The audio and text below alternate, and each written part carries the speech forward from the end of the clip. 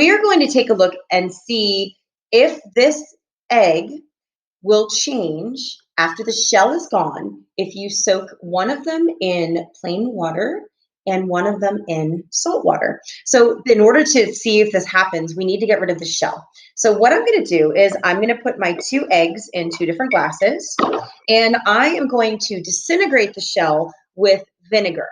So vinegar is an acid and the shell is basic. So the acid is going to disintegrate the shell, but what it is going to do is it's going to leave behind the egg and the cell membranes surrounding it, and then we'll be able to do some experiments. Now, I don't have any white vinegar, so we're going to use apple cider vinegar with the mother. This stuff is apparently very, very good for you. We've used it for tons of home remedies, from acne to weight loss to whatever. We put it on everything. So apple cider vinegar is awesome stuff. So I'm going to cover each of these eggs with the apple cider vinegar, and over the course of a couple of days, the shells will be completely gone, which is going to be pretty cool. And I'll show you then. Alrighty, so we have soaked our eggs in vinegar, and now this is what we have. The shells have completely come off. It's a little smelly. Would you say kind of smelly? Not so good. A little smelly, but there is now no shell on this egg. So this is going to simulate what a cell membrane would do in a real cell. So here's the beginning of our experiment. We are going to get the mass of each one of these eggs with my digital scale, and then we are going to put one of these eggs in fresh water and one of these eggs in salt water. Are you ready to start? Yeah. All right, so first thing we're going to do is we're going to mass the egg. Very lucky for me, I have one that measures in grams because we always measure in metric. Oh, right. What does that say? Can you read it? Woo! It says 60. I can't It says 79 grams. So this is the one that we're going to put in salt water. So we're going to write 79 grams on our data table. And this will be the egg that we put in the fresh water. So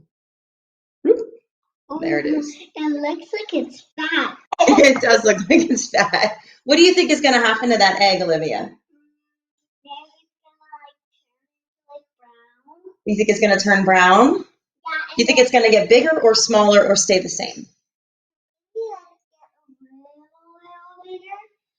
A little bigger. And then Okay. when you put this one in, I think it's going to get like smaller. Okay, well, we'll see. And then it's going to Maybe. All right, well, we're going to get this solution ready. We're going to put as much salt in there as possible. I want you to stir that up.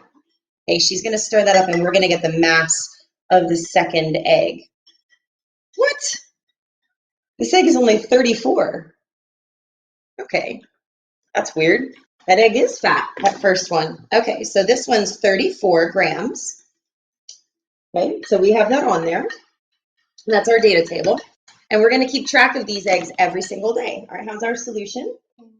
Looking good. Super saturated saltwater solution. And we're going to, yeah, still 34. We're going to plop this egg in there. There we go. It does look. And so what we're going to do over the course of the next 5 days is we are going to remove each egg from the water. We're going to record its mass and then replace the water. And then at the end, we're going to see if there were any changes. So we'll see. You can try this at home as well. All you need is 2 eggs, some vinegar, salt, water, and a couple of containers. And then you can see what happens to yourself, to your eggs. You can also try this with gummy bears. You can try this with Peeps. You can use really anything to see if there's going to be a change. Yeah, gummy bears, Peeps. Yeah, that's pretty much it. All right, so tune in and we'll see what happens.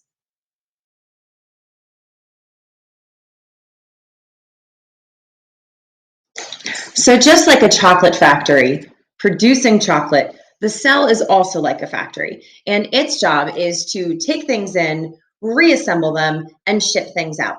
Now, there are many things that the cell can take in and take out, but there are 3 main things that I want to focus on, and those are called macromolecules. Macromolecules are the big things that you get from food that you eat. Carbohydrates, which are your sugars, proteins, and lipids, which are your fats. Now, there are three major parts that are involved in the movement of things in and out of the cell, and that is the cell membrane, the endoplasmic reticulum, and the Golgi complex. I just want to give a quick breakdown of each so that you have an understanding of what they are. So the first one is the cell membrane. The cell membrane is known as the phospholipid bilayer, and the reason for that is it is made of two layers of fatty heads and tails, which I'm drawing right now. So we get a little sketch going here. So here are our heads. The heads actually love water, so they situate themselves this way and this way. And then the tails, there are two tails per head, really hate water. We call them hydrophobic. And because they're hydrophobic, they orient themselves to the inside and they kind of tickle each other on the inside of the cell membrane. So we have kind of this situation going on here. Small molecules like ions and water, really, really tiny things, salt, are going to flow right through these fatty heads and tails in and out of the cell, depending on the concentration gradient. But sometimes there are really large things that need to get in and out of the cell, like glucose. Glucose is much bigger as a structure. In order for that to happen, we have these special proteins that go all the way through like this. And then what they'll do is let's say the sugar wants to get in, I want to get in.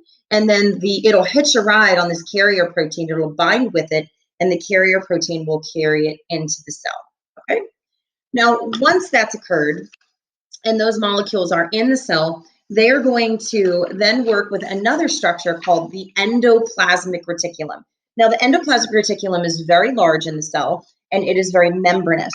So basically what it does is it'll attach the nucleus to the cell membrane, and it looks like this wavy, kind of funky organelle, kind of like this.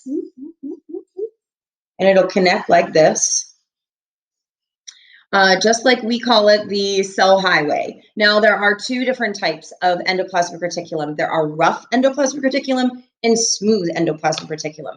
The rough endoplasmic reticulum tend to be closest to the nucleus, and they are called rough because they are loaded with these bumps. These bumps are ribosomes, and as we learned earlier, ribosomes are where proteins get assembled. More on protein synthesis in a week. So you have the rough ER moving these ribosomes from the nucleus out into the cytoplasm.